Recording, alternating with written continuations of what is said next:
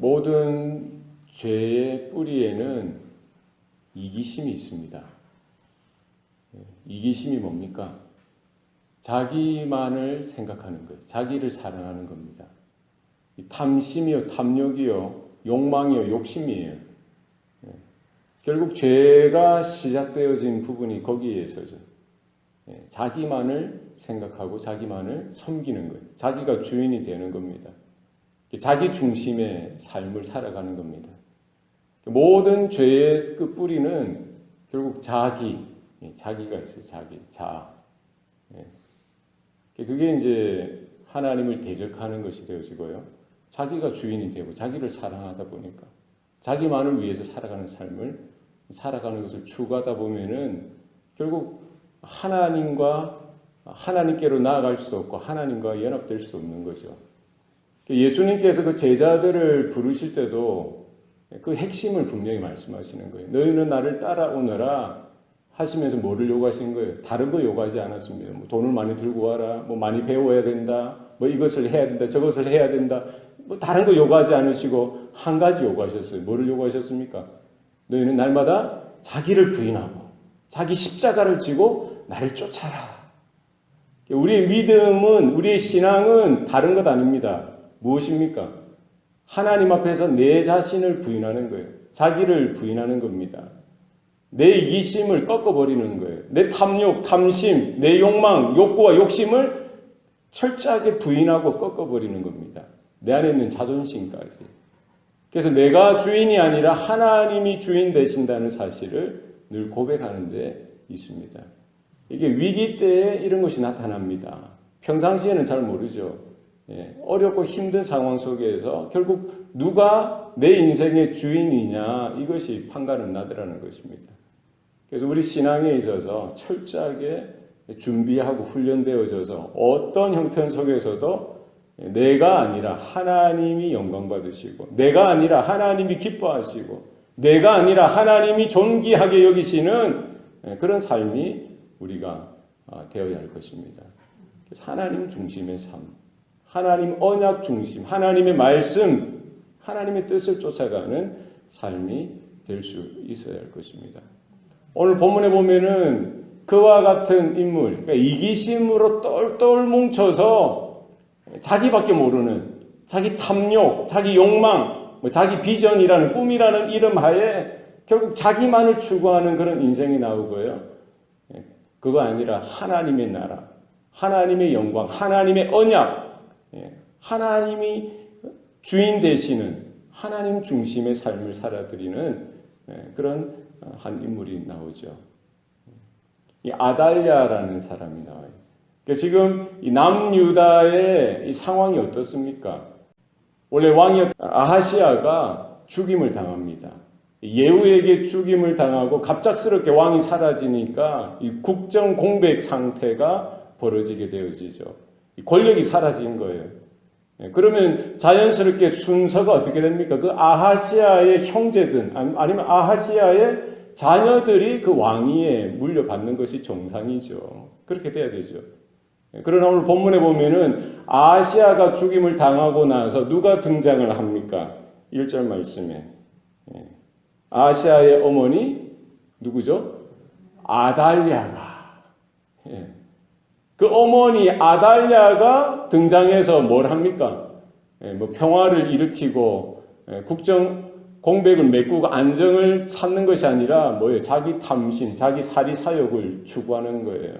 뭘 했다고 합니까? 자기 아들이 죽은 것을 보고 일어나 왕의 자손을 다 멸절해버리고요. 누가 왕이 되는 거예요?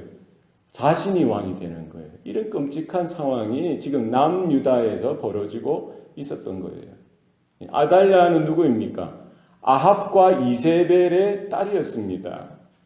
지금 아하시아가 이제 그 자기 아버지 요람이 남유다 왕이었을 때 그 이세벨 아합의 그 딸 아달랴를 데리고 와서 이제 왕비로 삼고 이렇게 결혼을 했던 것이죠.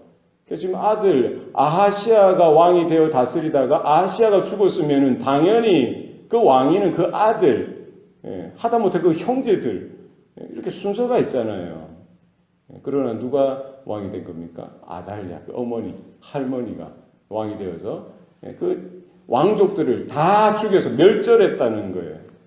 이것이 인간의 모습이라는, 이 죄의 참상이라는 거예요. 자기의 욕심, 권력이 얼마나 좋았으면은, 우리가 옛날 사극들 보면은요, 이 왕궁에서 암투가 벌어지죠. 왕을 중심으로 해서 그 주변에 뭐 희빈가 뭐 이름도 뭐 잘 모르겠지만 그 옆에 주위에 왕을 둘러싸고 눈에 보이지 않는 그런 암투가 벌어지는 거예요. 누가 왕자가 되어져야 되는지. 그 때문에 사람을 이렇게 폄하하고 모함하고 죽이기까지 그런 일들이 벌어지는 겁니다. 오늘 아달랴, 그는 만약에 정말 하나님을 섬기고 하나님을 알았던 사람이라면 자기 욕심, 자기 권력, 자기 욕망을 추구하는 것이 아니라 그 나라를 생각하고 하나님을 바라보면서 정말 그 혼란스러운 무질서를 잘 이렇게 통과할 수 있도록 해야 되는데, 오히려 그가 자신의 탐욕을 채우는 기회로 삼았던 것을 볼 수가 있습니다. 이것이 죄의 덩어리라는 거예요. 죄의 본 모습이라는 겁니다. 우리도 마찬가지죠. 우리 집에서든지 교회에서든지 모든 우리 삶의 터전에서 결국 우리도 아달랴가 될 수 있다는 거예요. 어떤 교묘하게 대의를 이야기하지만 결국 누가 주인이 되는 거예요? 누가 왕이 되려고 하는 겁니까? 내가 주인이 되고 내가 왕이 되겠다는 거예요. 그러시면 안 되는 거예요. 내가 주인, 내가 왕이 아니라 누가 주인이 되셔야 돼요? 하나님이 주인 되시고 하나님이 왕이 되시도록 해야 돼요. 어떤 상황 속에서도 어떤 긴박한 일이 벌어져도 아달랴처럼 자기가 주인이 되어지고 자기가 왕이 되어지는 기회로 삼고 자기가 사랑하고 자기가 돌봐야 되는 그 자녀들까지 손주들까지 아낌없이 그냥 다 죽여버리는, 이게 인간의 모습입니까? 이게 죄의 모습이라는 거예요. 만약에 그 아하시아 자녀들이 다 멸절당하고 죽임을 당했으면은 하나님이 다윗과 맺은 언약이 거기서 끝나는 겁니다. 다윗의 후손을 통해서 메시아를 보내주시겠다는 그 언약이 그때 그냥 끝나는 거예요. 그러나 하나님은 여전히 살아계셔서 하나님의 사람들을 통해서 역사하시는 겁니다. 아시아의 누이를 하나님은 들어서 사용하시는 것이죠. 그런 긴박한 상황 속에서 목숨을 걸고 그 아하시아의 자녀들 중에 오늘 본문에 보면 요아스, 그 어린 핏덩어리 요아스를 그냥 데리고 와서요 살려주는 거예요. 그리고 성전에다 숨겨서 이제 갓 태어난 그 아이를 6년 동안 보살피게 되어지고, 결국 이 어린 아이가 몇 살 때 왕이 됩니까? 7살이 왕이 되는 거예요. 결국 하나님은 살아계셔서 다윗과 맺은 그 언약을 보존하고요, 그 언약 가운데 보내주시겠다는 그리스도 예수, 기름 부음 받은 자 대신 하나님의 구원자를 보내주신 그 언약이 계속 그 명맥이 이어지도록 하나님은 하셨던 것을 볼 수가 있습니다. 이와 같은 하나님의 사람들이 필요합니다. 하나님의 언약을 바라보고 하나님의 나라를 바라보고 무엇이 대의인지, 무엇이 우리가 따라가야 될 그 길인지 바라보면서 이 세상과 타협하지 아니하고 탐심이나 탐욕, 욕망의 굴레에 떨어지지 아니하고 목숨까지 잃을지라도 그 길을 가는 거예요. 언약을 붙드는 겁니다. 하나님의 그 손길을 바라보는 것입니다. 또 한 사람이 나옵니다. 오늘 본문에 보면은요, 여호야다, 제사장 여호야다가 나오죠. 그가 백부장들을 성전에 불러서요, 그들과 언약을 맺고 하나님의 뜻을 설명하고요, 지금 아달랴가 섭정하는 것, 아달랴가 왕으로서 하는 이 모든 것이 하나님의 언약에 맞지 않다는 것을 분명히 보여주고, 그들과 언약을 맺고 그들이 어떻게 처신해야 되고 어떻게 행동해야 하는지, 어떻게 준비해야 하는지, 하나님의 때를 도모해야 하는지 그들에게 설명합니다. 어린 왕자 요아스를 보여주면서 우리가 걸어가야 될 것, 우리가 추구해야 될 길이 어디인지를 알려주고 행동 지침을 하나하나 알려주게 되어지고요. 그 때를 기다리는 거예요. 안식일. 왕이 성전에 와서 제사를 드릴 때에 그 딱 한 타이밍을 노려서 거사를 도모하게 되어지는 것이죠. 요야다를 통해서요, 결국 아달랴를 제거하는 것입니다. 아달랴를 쫓았던 제사장 다른 그런 귀족이나 관리들 그룹들을 다 제거하는 거예요. 결국 그는 무엇을 봅니까? 하나님과 언약을 맺도록 하는 거예요. 하나님의 언약이 중요하다는 거예요. 제사장들, 백부장들 뿐만 아니라 장차 이제 7살의 왕으로 올라선 그 요아스와도 마찬가지예요. 그날에 그가 요아스에게 왕관을 씌우고요, 하나님의 율법책을 건네고 그에게 기름을 붓고 온 백성들과 함께 박수를 치며 그의 이름을 부르고요, 왕으로 등극하도록 했던 것을 볼 수가 있습니다. 그 어린 왕자, 어린 왕에게 무엇을 준 거예요? 율법책을 준 거예요. 하나님의 언약을 들려준 거예요. 무엇이 중요하다는 거예요? 권력이나 그 어떤 세상적인 그런 이런 방법이 아니라 하나님의 언약을 붙들고 하나님의 약속의 말씀을 붙들고 그 자리에 설 것을 분명히 이야기하고 있습니다.